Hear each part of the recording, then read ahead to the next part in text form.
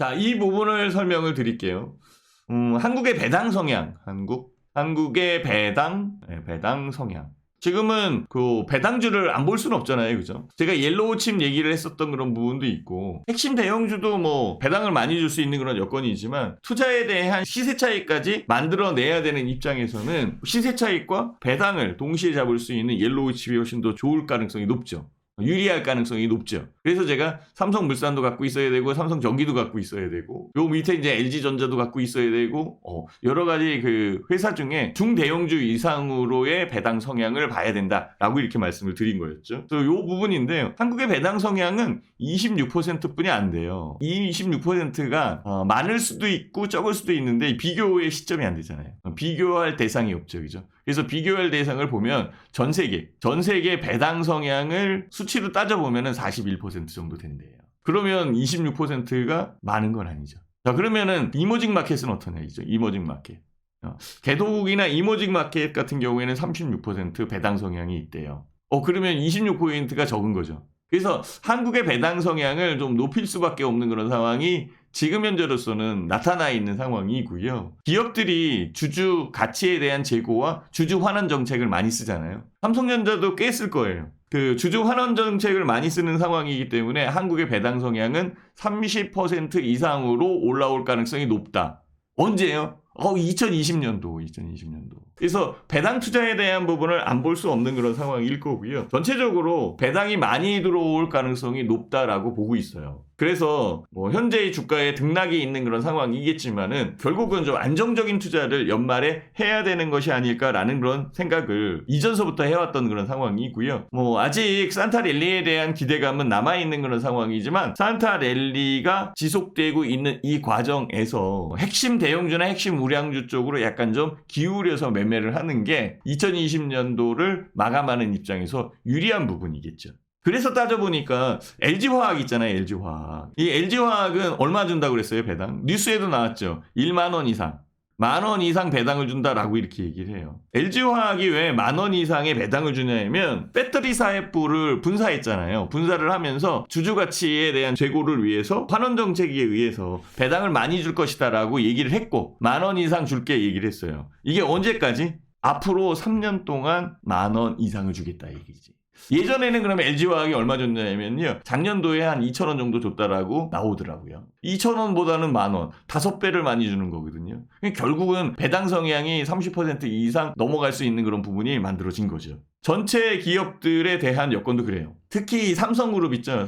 삼성그룹 같은 경우에는 이건희 회장이 돌아가셔서 지금 상속에 대한 부분이 있어요. 상속. 그래서 대주주 일가들이 상속세를 내야 되는 그런 상황인데 그게 수조 원이거든요. 이 상속세를 내기 위해서는 여러 가지 뭐 준비를 해야 되는 입장이겠죠. 아니면은 갖고 있는 지분을 팔아서 그 상속세를 내거나 아니면 물납을 해야 되는 그런 입장이기 때문에 불편해요. 근데 삼성전자가 솔직히 100조 원 정도의 현금성 자산을 갖고 있는 상황이거든요. 이 부분을 배당으로 내줄 수 있는 그런 여건만 만들어진다면 그래도 수월하게 상속세를 낼 수 있을 것 같아요. 이 부분이 시장에 영향을 주고 있고 다들 애널리스트들이나 아니면 전문가들이 그렇게 생각을 하고 있거든요. 그렇다면 삼성은 배당에 대한 부분을 좀 더 세게 줄 수 있다. 저도 그렇게 생각을 하고 있어요. 그래서 우리가 삼성물산을 보고 있는 그런 상황이고 삼성물산 같은 경우에도 주주 친화 정책을 발표하고 있는 상황이었었고 삼성물산 같은 경우에는 관계사에 대한 지분이 많이 있잖아요. 그죠? 이 지분에서 들어오는 배당이 있을 거고 그 배당을 다시 삼성물산의 주주한테 줘야 되는 그런 입장이잖아요. 그래서 받은 배당금이나 배당에 대한 이 부분이 좀 더 확대될 수 있게끔 받은 부분을 더 줄 수 있게끔 이런 주주 친화 정책을 발표하고 있어요. 결국은 지분 보유한 회사의 배당 성향이 높아지면 삼성물산은 더 높아지는 거지. 삼성전자 같은 경우는 좀 전에 말씀드렸잖아요. 그죠? 현금성 자산을 많이 갖고 있는 상황이고 오늘 일가의 상속세에 대한 부분을 또 해결해야 되는 여건이기 때문에 삼성전자 배당을 많이 줄 것 같아요. 삼성전자가 배당을 많이 주는 여건에서 삼성그룹의 배당 성향이 높아질 거고 한국에서 차지하고 있는 삼성의 이 비중이 큰 상황이기 때문에 결국은 30% 이상의 한국 배당 성향이 상향되고 높아질 수밖에 없는 그런 상황이다라고 말씀드릴 수 있겠죠. 그렇다면 지금도 남아있어요. 배당 투자에 대한 부분은 기회가 있고 남아있는 상황이고 납회가 30일이기 때문에 30일 이전 29일 요게 이제 배당부 권리락 28일 요때까지 배당을 받을 수 있는 주식을 보유하고 있으면 내년도에 배당을 받을 수 있어요. 산타 랠리에 대한 부분이 크지 않다라고 한다면 배당에 대한 여건까지 우리는 생각을 해서 투자를 해야 맞지 않을까라고 생각을 하는 겁니다. 배당 투자 짜릿하게 한번 해보면 좋지 않을까라고 이렇게 생각을 하는 거죠. 네, 이 봐봐요. 삼성물산 13만 1,000원, 1,500원. 우리 잘 안 파는 거죠, 그죠? 잘 움직이고 있는 그런 상황이고 결국은 주주 가치에 대한 재고 이쪽으로 보시는 게 맞습니다. 주주 환원 정책으로 봐야 되는 그런 상황이죠. 우리가 이제 여기에서 팔아가지고 13% 수익을 확정했었던 상황이잖아요. 그쵸? 주가는 올라왔고 더 올라갔었죠. 여기에서 팔았으면 20%까지 수익 나오는 건데 팔고 기다렸다가 다시 샀고 다시 산 부분에서 갭으로 상승한 거 요거 이제 보이시죠? 요게 이제 이건희 회장 돌아가셨을 때 사망. 그래서 이 상속 관련돼 있는 부분이 얘기가 나올 때가 이때였었어요. 그렇지만은 주가는 올라왔기 때문에 이쪽에서 판 사람들 많이 있죠, 그죠? 저희는 안 판다고 그랬고 안 판 부분에서 반전되기를 기다렸었던 상황이고 반전된 그런 상황에서 주가는 계속적으로 올라왔죠. 공작새의 기시 펴지는 것처럼 요게 240이고 그죠? 240. 결국은 그 가격대를 넘어갔고 지금 현재의 가격은 여기서 움직이는데요. 여기서 팔았으면 지금 못 사요. 쳐다보는 거지. 삼성물산 같은 경우에는 배당에 대한 부분에 주주 친화적 정책을 발표한 그런 상황이고 예전에 삼성물산이 한 2,000원 정도의 배당을 줬었던 그런 상황이었는데 이게 더 올라갈 거예요. 이전에 2,000원 정도 줬을 때가 관계사들의 지분평가에 의해서 만들어진 지분평가에 의해서 배당이 들어왔었던 거고 배당 들어오는 거를 생각을 해서 삼성물산이 배당을 줘야 되는 그런 상황이죠. 그래서 보유 지분에 대한 부분을 계산을 해서 배당을 줘야 되는 상태이기 때문에 훨씬 더 이 배당률이 커질 수 있어요.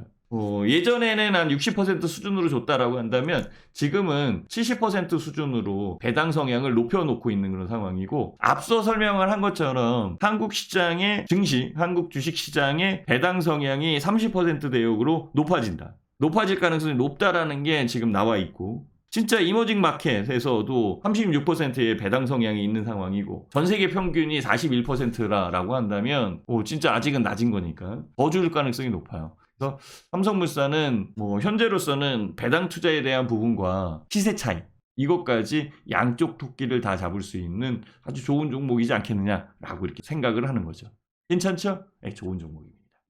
자, 삼성물산은 더 올라가고 있어요. 지금 현재의 가격이 13만 5천원까지 움직인 그런 상황이니까 계속적으로 상승하는 부분 나오고 있는 그런 상황인데요. 뉴스가 하나 나왔죠. 바로 이 부분입니다.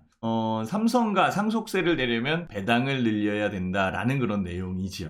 지금 이건희 회장 사망 그 이후에 상속세에 대한 부분이 거의 11조 정도에 달하는 그런 상황이고 이 부분을 어떤 식으로 낼 건가라는 생각을 많이 하게 되는데요. 아마도 연부연납을 선택할 가능성이 높다라고 생각이 들고요. 첫 해에 6분의 1을 내고 나머지 5년 동안 나눠서 분납하는 방식으로 선택할 가능성이 높죠. 분납하는 그런 여건에서 상속세 이 부분을 전체적으로 마련해야 되는 그런 입장이기 때문에 삼성과 일가 쪽에서는 부담이 클 수밖에 없는 그런 상황으로 판단이 듭니다.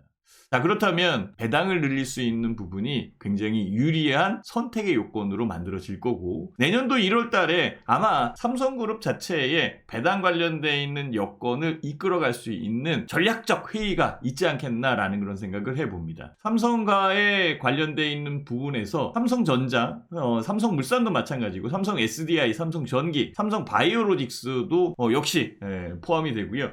이 여건에 제일 많이 갖고 있는 삼성물산의 이 지분 가치는 추가적으로 부각될 가능성이 높고 현재 가격이 굉장히 올라오고 있는 그런 상황인데요. 추가적으로 상승할 수 있는 여건이 아주 농후하다라고 판단을 할 수 있습니다. 그래서 삼성물산은 파는 게 아니었죠. 일단은 보유하고 있고 보유한 이후에 배당까지 노리는 두 가지의 토끼를 잡을 수 있는 종목이 삼성물산이었죠. 배당에 대한 부분이 첫 번째고 두 번째는 현재 지금 주가가 올라오고 있죠. 주가 상승에 대한 시세 차이까지 만들어진다면 아주 유리한 종목 중에 하나였었다.